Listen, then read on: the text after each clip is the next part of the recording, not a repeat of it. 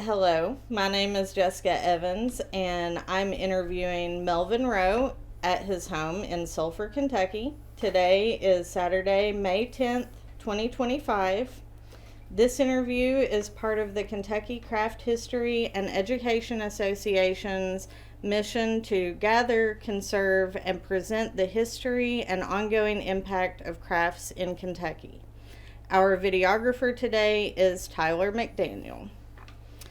And I'd like to start by asking you, Melvin, to tell me a little bit about yourself and where you're from. I was born in Louisville, Kentucky, and my parents moved there just before I was born from Hart County. And Now, when you say you're from Louisville, is this downtown Louisville or suburbs or? just grew up in the South End near Iroquois Park. Okay. And now I see that you are seated in front of a lot of ceramic work, so you work with clay. Do you call yourself a potter or ceramic artist? Yeah, that's a thing among clay workers. They don't know what to call themselves. My business card said artist in clay Okay. because I did functional pottery, but I guess you'd say I was fortunate. I went to two different schools. I did my undergraduate work at Western Kentucky and my graduate work at U of L. And I got two different approaches, two different philosophies of clay work, which gave me a broader view than those people who just had the one instructor, I believe. So what are those two philosophies? At Western, it was that industry has now fulfilled our utilitarian needs, and artists or clay workers are free to be expressive and create art, one-of-a-kind pieces. Where at the University of Louisville, it was more like the utilitarian ware that's handmade. The first consideration is how well you can use it will work and how comfortable it is to use, instead of how easy is it to manufacture. I see.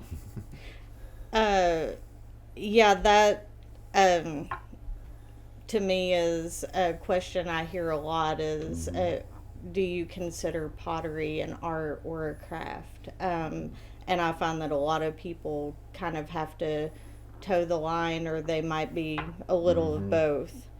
both. Do you currently make pottery? Now I came down with rheumatoid arthritis, and I had closed the studio in Louisville, and we moved here, and had a studio built, and I was wanting to downscale, to no longer having retail space. Couldn't quite figure out how to do it, and then I contracted rheumatoid arthritis, and that kind of decided for me. Um, I kept everything and tried to keep going, and finally this past spring we just liquidated the studio. I just couldn't do it anymore. Well, I could, but not to the proficiency that I did prior to that. So when you had a pottery, did were you a one man show? Did you have I employees? had employees and apprentices both there at the end.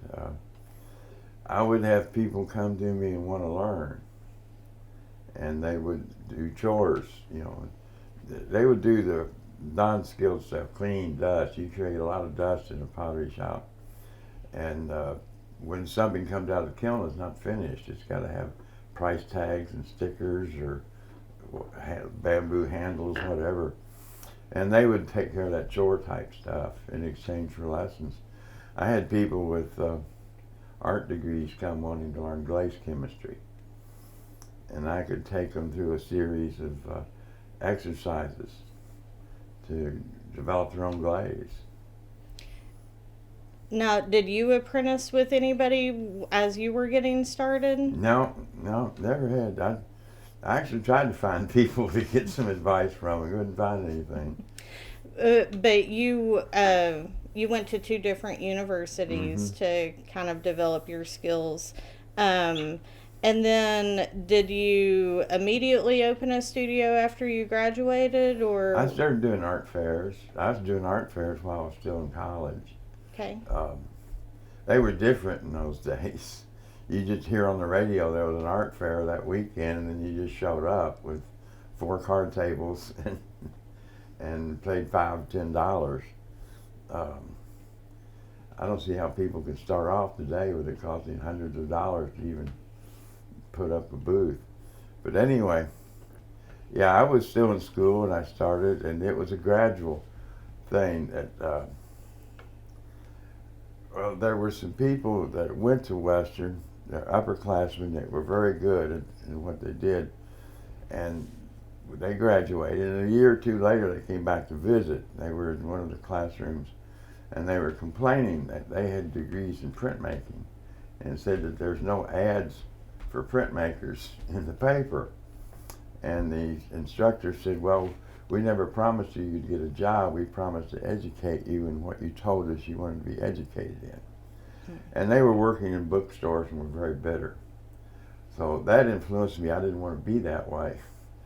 And I had, when I graduated, I had several part-time jobs in art. I taught in after-school programs and boys' clubs and at Metro Art Center and the classes, until one of them, after 2 or 3 years, became a full-time job. And in the meantime, I was going to the art fairs.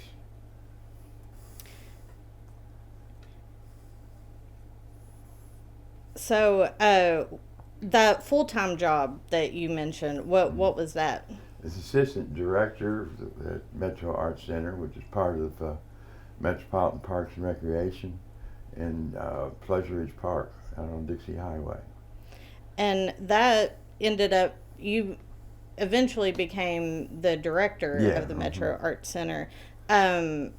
What was it like to be an arts administrator as opposed to an artist, or to have your toe in both of those worlds? I didn't see it as that much different. I was still teaching photography and ceramics, and I filled in a few times, taught the painting classes and children's classes, and it was kind of fun to get to plan stuff. The administrative part was sort of routine. We had 3 sessions, class sessions a year, and you just put out the PR and registered people, and we got a lot of repeat students, so that part was kind of routine.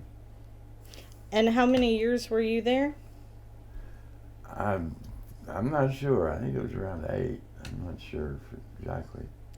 Is there anything from that period of time that you particularly enjoyed working on?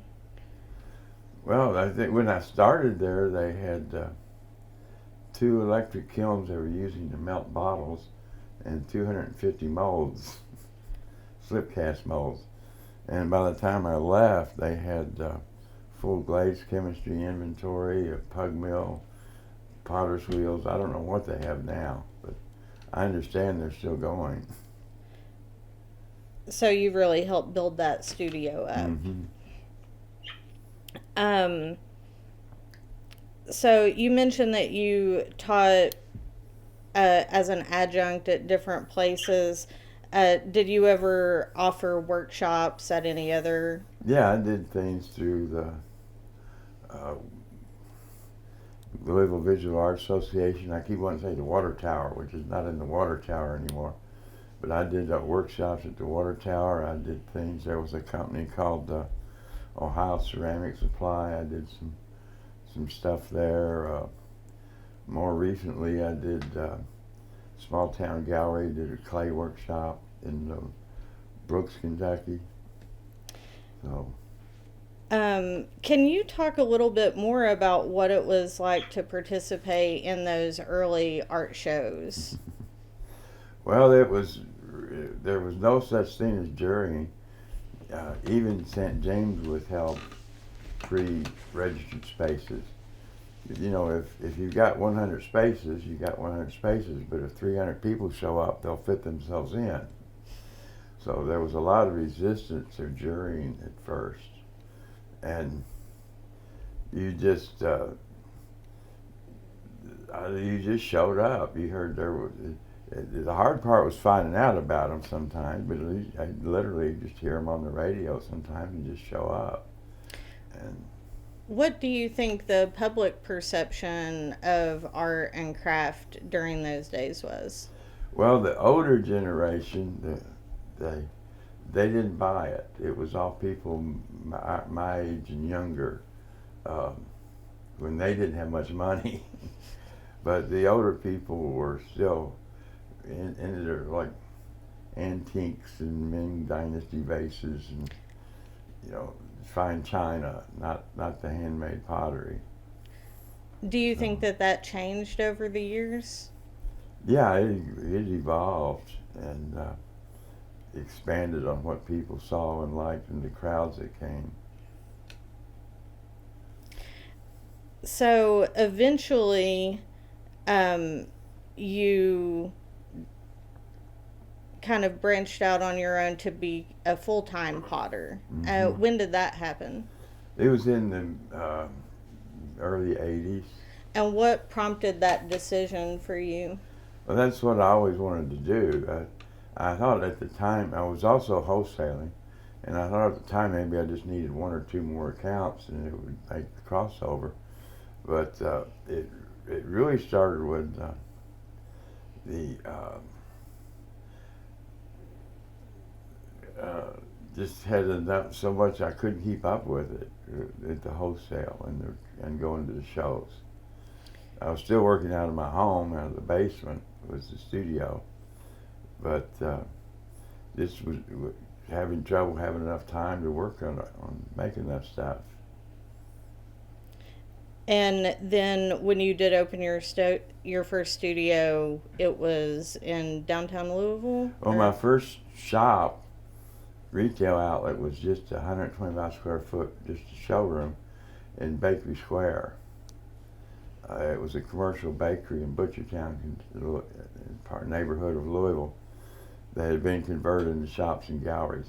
And there had been a place in there before that I had supplied, and the place got a little shaky and got a new owner, and I went in there and I started off with 125 square feet, and then moved up to 250 after a few months, and then moved the studio in and went to a 750 square foot place and had the shop and studio in there.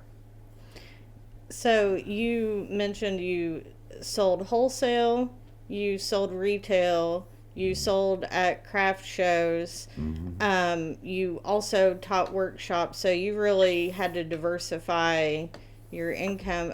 Were there um, the shows that you were at? Were those primarily in Kentucky, or? Yeah, I was around Louisville.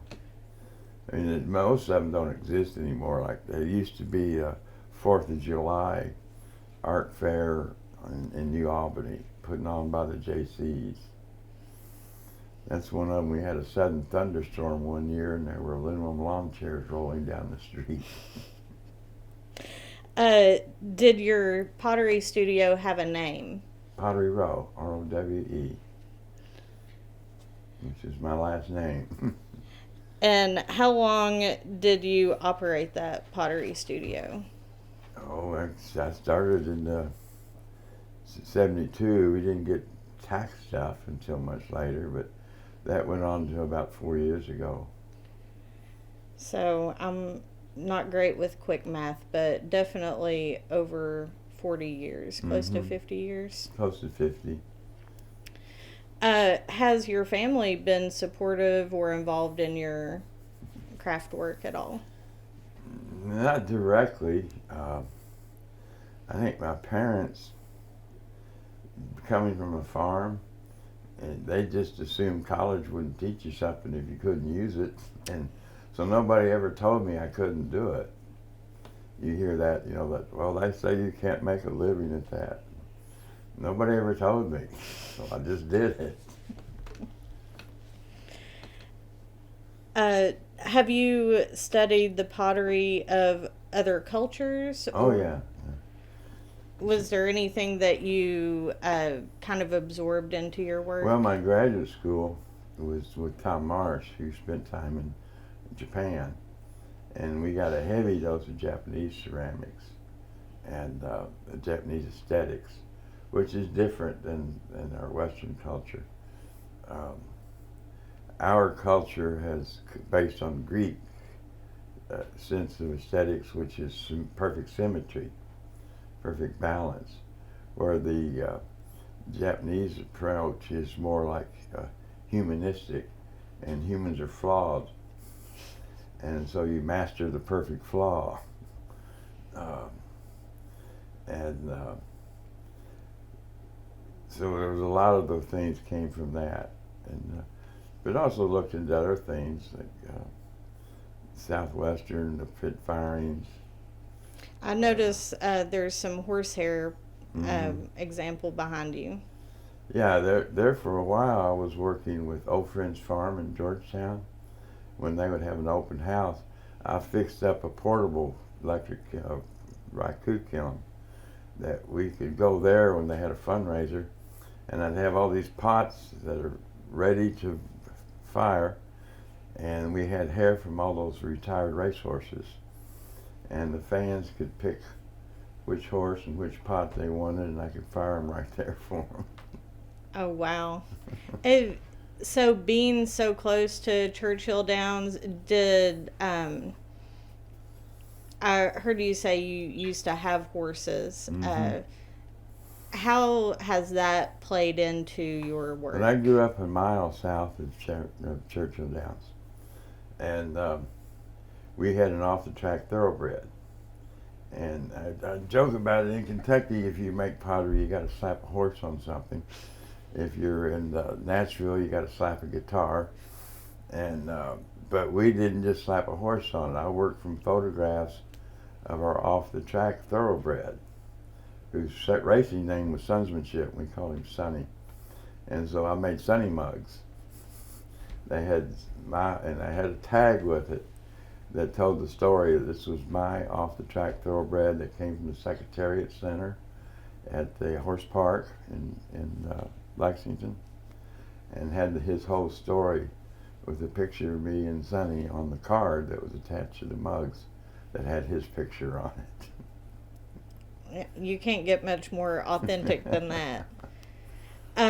So, to what degree does function play in the work that you've made over the years? Well, what sold was mostly the functional pieces.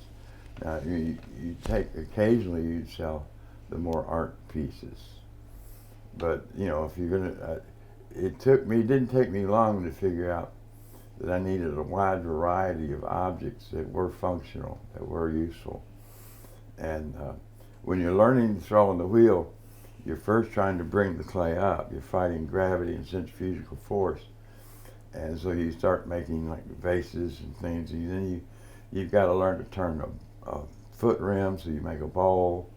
You got to learn to make flatware. You got to make a handle and a spout and a closed form, so you end up with like mugs, pitchers, plates, and bowls. But you need more than that. And I started collecting joint lists. I'd get junk catalogs in the mail, and it'd have a green plastic frog scouring pad holder, and scouring pad holder. And I had lists of these, and so this is a copy of my book. It's got how to make over 200 items that resulted from those lists that I had. Wow. So you got to find those things and you got to stay with the times too, because the times change, and what sells and what would be hot one time is not 2 years later. I read that you have done some commission work for drinking vessels at different places. Yeah, there was a bar in Louisville came to me, and he was going to start a mug club, and he wanted people would get a card that had 100 imported beers, and when they finished all the beers, they would get a mug with their name on it, and the bar's name, and they could drink from it at a discounted rate when they were there.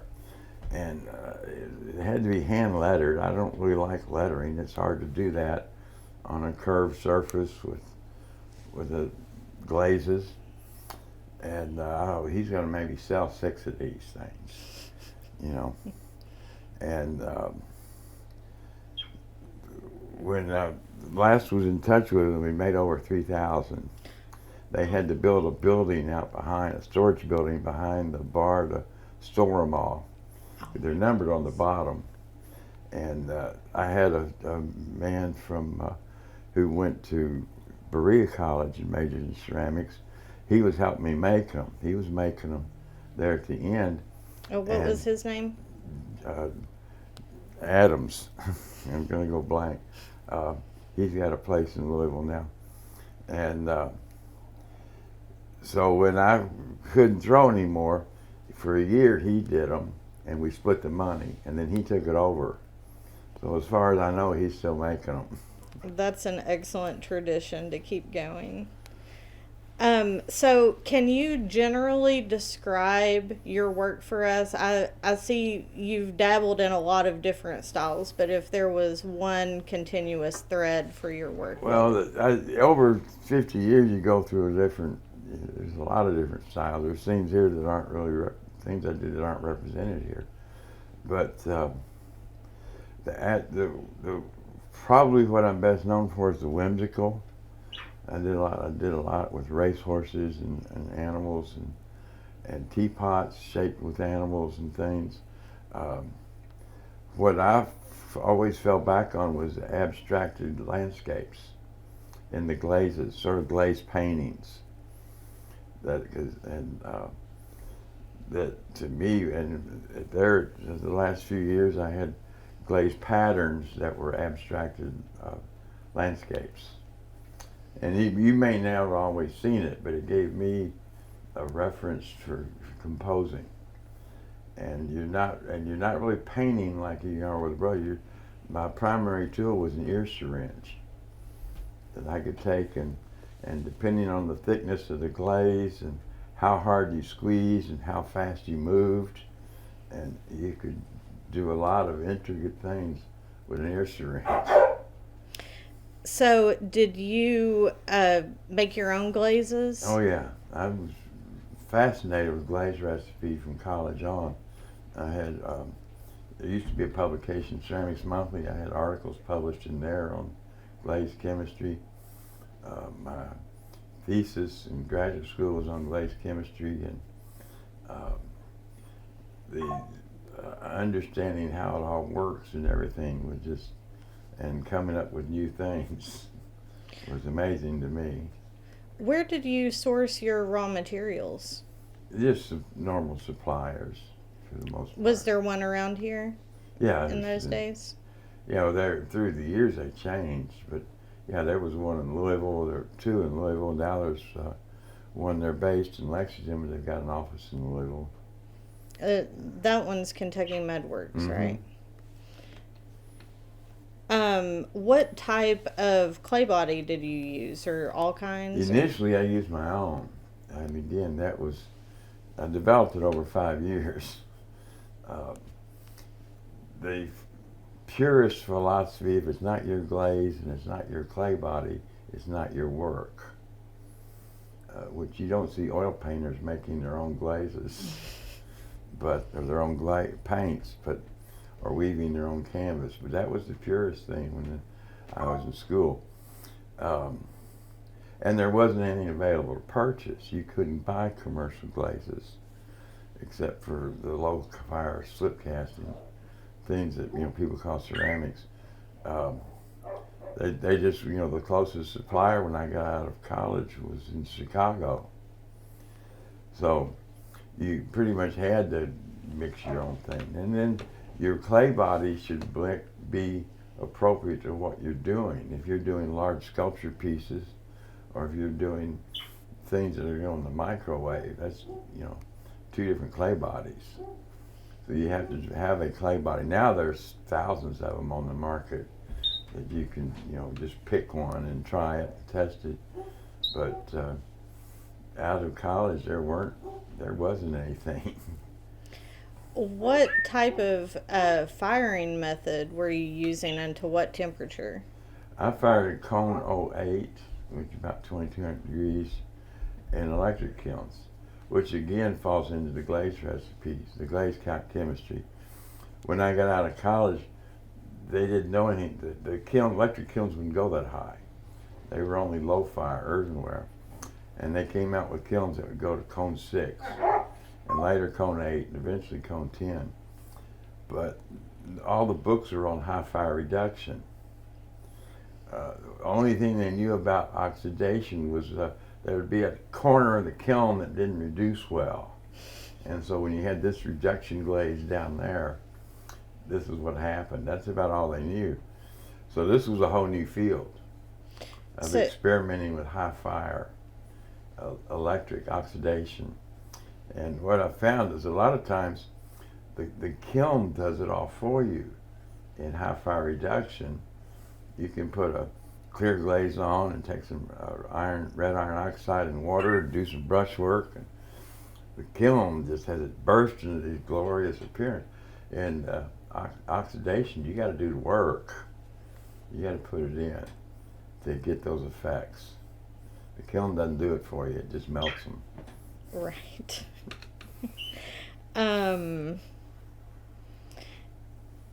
So you mentioned that you taught photography and other types of art classes. Can you talk a little bit about your other art dabblings?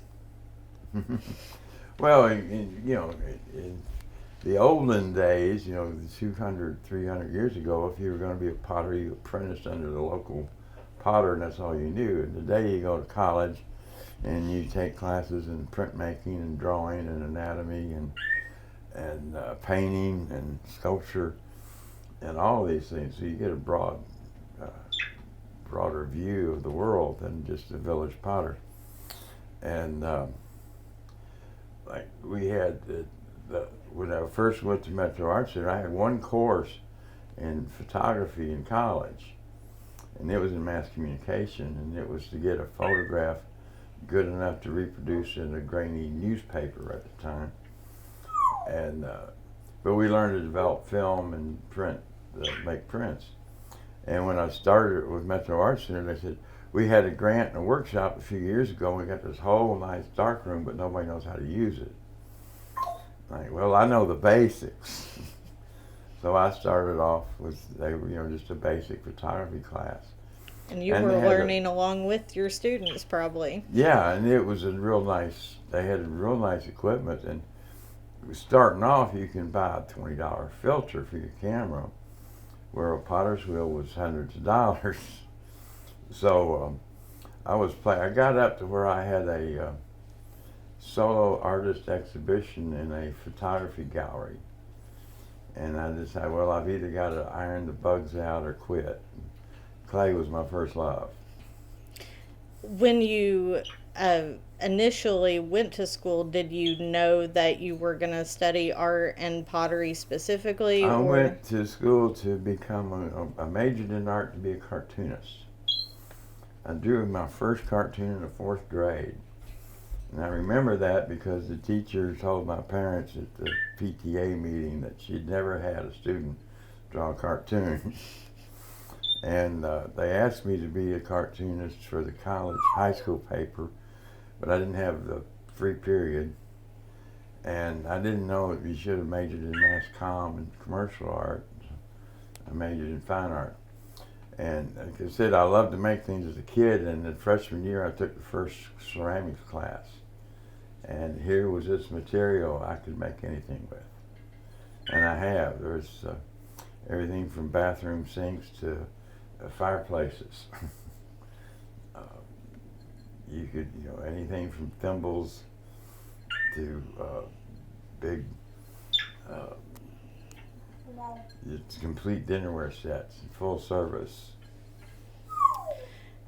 I can definitely see where that cartoonish influence made its way into some of your ceramic work.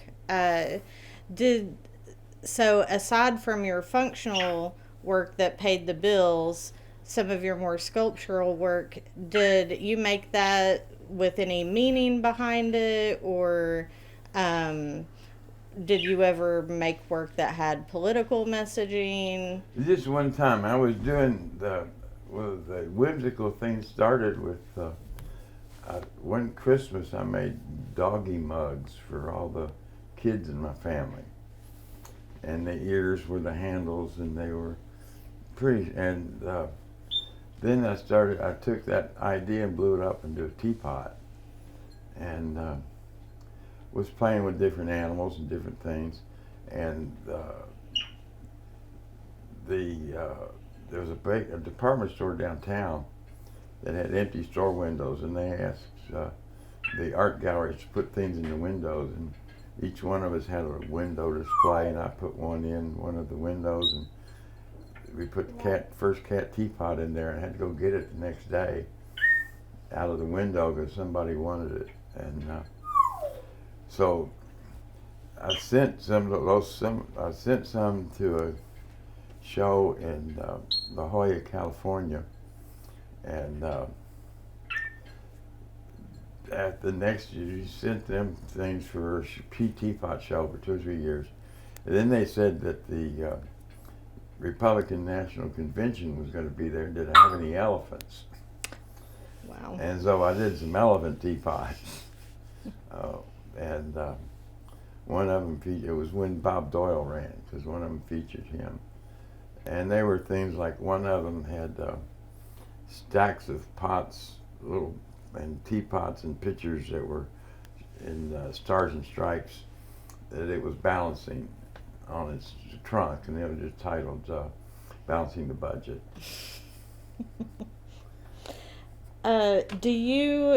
To your knowledge, do you have any of your work in any permanent collections anywhere, or any notable people have your work?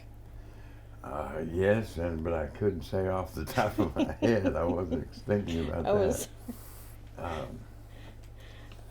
Well, I saw the KCHEA Children's Hospital and the White House, and of course you were showing me earlier you've traded a lot of work with contemporary craftspeople of this area. So on that theme, were you a part of any craft organizations? I was in the Louisville Craftsmen's Guild and the Kentucky Guild of Arts and Craftsmen, and got active with the foundation. Kentucky Art and Craft Foundation is now the Kentucky Museum of Art and Craft, I think, is the title. Do you think that how do you think your involvement in those organizations helped your work, or do you think that it helped at all? Yeah, you get, when people first start off, like I said, with art fairs, it's hard to find them. And I would tell people the first thing you got to do is plug into the system, join the guilds, join this and that. You'll get on mailing lists. So you'll find out from other people. But you can't, artists want to sit at home in their studios and work. And you got to plug into the system. You got to join. Were you ever involved with Kentucky Crafted when it started From up? the beginning. I mean, before it was Kentucky Crafted. Well, tell me about that. Well, we would get a call that there's going to be a buyer at the water tower on Thursday at 11. And you would go, and there would be 10 banquet tables set up, of folding tables.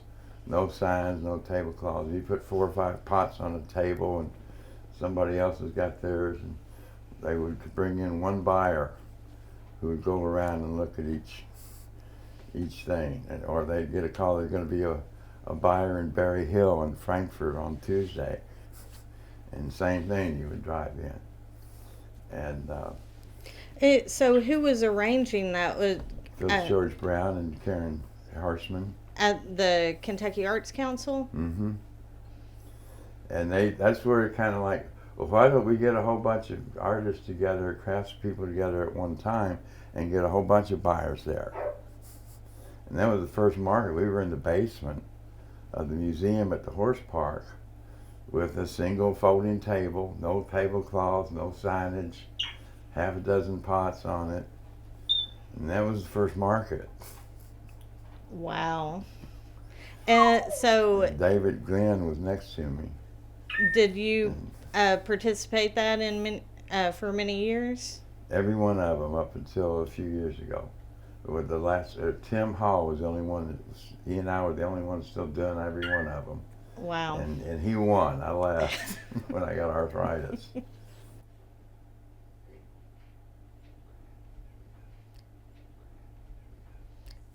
Um, yeah, I saw that you were granted a kind of a commemoration for having done 25 years in Kentucky Crafted. That's Emeritus Award.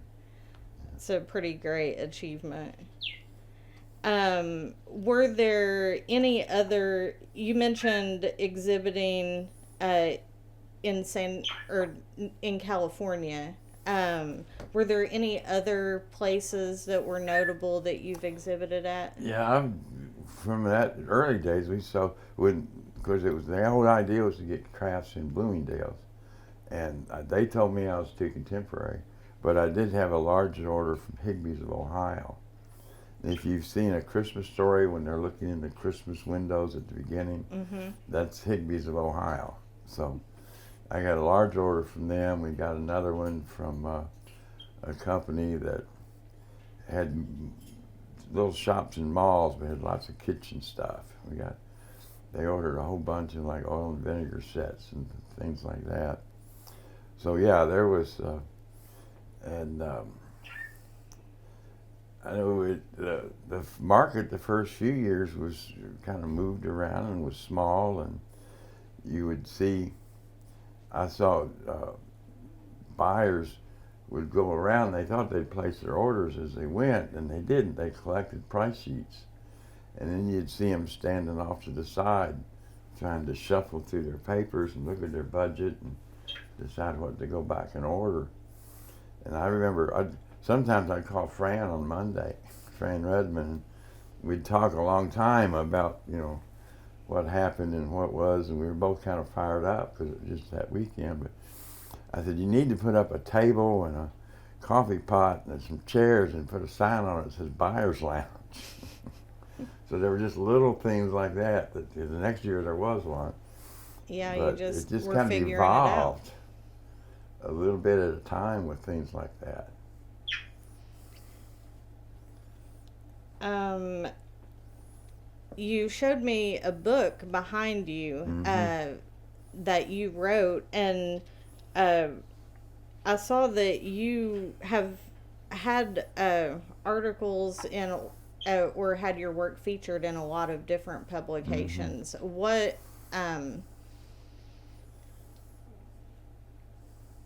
how did you go about getting your work published? Well, first off, that you have to write so many papers in college and graduate school over topics you have no interest in. And you had to then you couldn't Google it. You had to go to the library with index cards. So writing about something you know about or like is real simple to me after writing all those papers on things you didn't care about. And there's ways you don't need the footnotes. You can just say, but consult with your local attorney or consult your local CPA as a kind of an out instead of footnoting everything. And actually, the Japanese had a hand wheel. There would be a post down in the ground that came to a point, and there'd be a porcelain cup set on it, and this big log would sit down over it, and it'd have a groove around it, and they'd use a stick to turn it. And the log wheel head was the weight. Well, I thought there's a way to make one of these, but you don't need to bury it. There's got to be something modern. And I bought all kinds of axles and stuff, and ended up with a Lazy Susan and a plywood sandwich with bricks on it that you could make this thing and mount it on a sawhorse for $25. And I took it to my graduate teacher's house, and he wasn't impressed. He said that the Japanese wheel was smoother. But a friend of his he went to college with was visiting with him, and his name was Bill Hunt. He was editor of Ceramics Monthly magazine, and he loved it. And he said a community college can put, well, you just needed a hammer and a screwdriver and a saw. You didn't need to be able to weld or anything. So he asked if I could write it up. I taught photography. I made one and took pictures of it all the way through, and that was my first article, was doing that. And then as I was learning, we had to kind of learn the business of it, and as I was experimenting and trying business things, I started writing for the Crafts Report. It was sort of the Wall Street Journal of the crafts industry, and I wrote several articles for them. I wrote a series of 7 articles on opening your own shop. A couple of those articles were picked up and republished in Australia and Canada. You just got in them. They didn't pay anything, but at least it was international. Right. That exposure. Mm-hmm. It doesn't pay the bills, but it's nice sometimes, and to be recognized. So, do you, after being a part of the Kentucky craft community for nearly 50 years, how do you view your contribution or legacy to craft in Kentucky?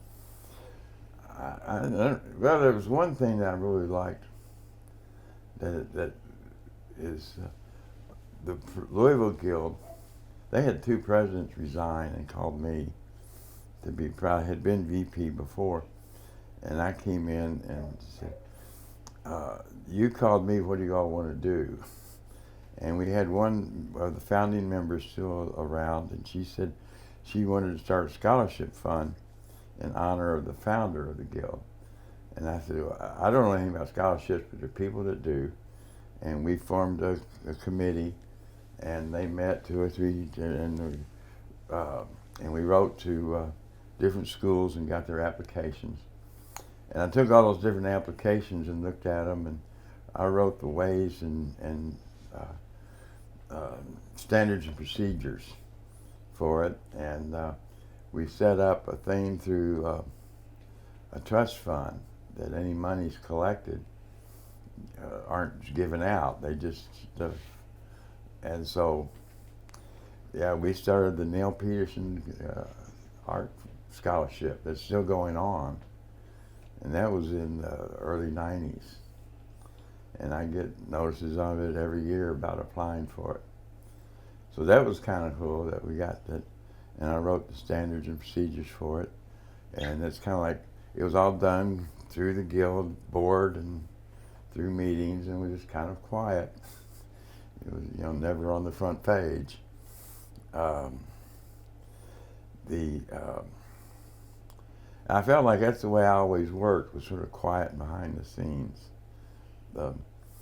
With the craft marketing program, I would see somebody coming new or that had some potential and that I saw, and I would meet with them and talk with them and give them kind of a rundown. And from that, I understand they started a mentorship program. I don't know if they're still doing it or not, but it was always quiet behind the scenes. It was never out on the white horse out in front rattling your saber. It was kind of like, come here, let me tell you something. And the last one I met, I worked for a church supply place, providing them religious vessels for over 30 years. And I worked with one of the grandsons, who's now a potter. And he came out here 3 or 4 times talking about how to maneuver the waters. So as the years have gone on, and there have been new technologies come along, were there any new tech that you incorporated into Well, I was one of the first ones with a web page. Oh, really? So I was, like I said, the religious company, I made religious vessels for them, chalices and patens, and we started putting some on eBay, and they were selling. And so we started a website. A friend of mine was doing the web page thing, and he put up a website. And eventually, I had about 6 pages of religious vessels, and we shipped them all over. I mean, I shipped them to Vienna, Austria, uh, Ireland, South Africa, Australia. You know, any potter could put a cup on us, but people don't think that way. They see one that's made. I had the logos for every major denomination, and I had a woman drove from Arkansas. They were getting candle holders and cruets and pitchers and the whole thing. She drew her husband drove here from Arkansas to photograph me making their sets, their pieces. I had an African American church want to reflect their roots, and so the chalice was shaped like a djembe, and it was decorated like a mud cloth. And so yeah, and I even went to the neighbors, because when I Googled Chalice and Patton, my page came up. And was that just because it's on my computer? And I went to the neighbor, and it was a bookstore, and said, go to Google and search for this. And yeah, there I was filling it up on the Google site. That's excellent. And so nowadays we are finding ourselves at the cusp of artificial intelligence revolution, and it's changing the way that some people are doing creative work. I'm curious to know what your thoughts are on the use of artificial intelligence in art, and what do you think is lost? Well, it's the same as a machine-made mug. It lacks that human touch, because it's human intelligence or artificial intelligence, not artificial emotion. And so it lacks that one aspect that I've heard is that thing that art has, that thing that doesn't make sense. And AI is not going to do that. It's going to make sense. It's intelligence. Unless it's a mistake in the programming. Yeah, and from what you said about that initial philosophy of, it's not yours unless, you're started with the material you're starting with is your own creation. Modifying content through AI is just not ever gonna match that. Now there's some things like I wrote a children's story, and I'm a 3D person. I'm not a 2D, and so you have to repeatedly draw the same character in different positions, in different angles, with different expressions, and that's beyond me, and I can't afford to pay an illustrator for it. So I could see it being used for something like that, but the creativity in that case is the text, is the writing. You're just showing the pictures, because you don't actually have to have the pictures to hear the story. So an illustrator might argue with that. Well, speaking of story, do you have any other interesting story? I'm sure you're full of them that you'd like to share with us today. Well, the last series of work I did, where we bought this place, it used to be the Mississippi Sea, and so there's fossils everywhere, and there's yellow clay. We can't grow anything but squash and pumpkins because of the soil, and the yellow clay is high in calcium, which is a glaze agent, and I've dug it and processed it and made a lot of different glazes with it. They have a very organic look, and the last series of things I was doing, I titled Touch the Earth, because I wanted them to appear like this was something you found in the woods, in the forest, not something that was made. And they're using that clay that came from this property to make the glazes, not the pots. You couldn't do anything but some orange flower pots with it. But firing at the higher temperature, you can use it as a glaze material. That's excellent. So you're bringing it back to the earth. Yeah. Well, Melvin, I thank you so much for sharing all of this information with us. You have a lovely property, lovely home surrounded by beautiful objects. Thank you very much. Thank you.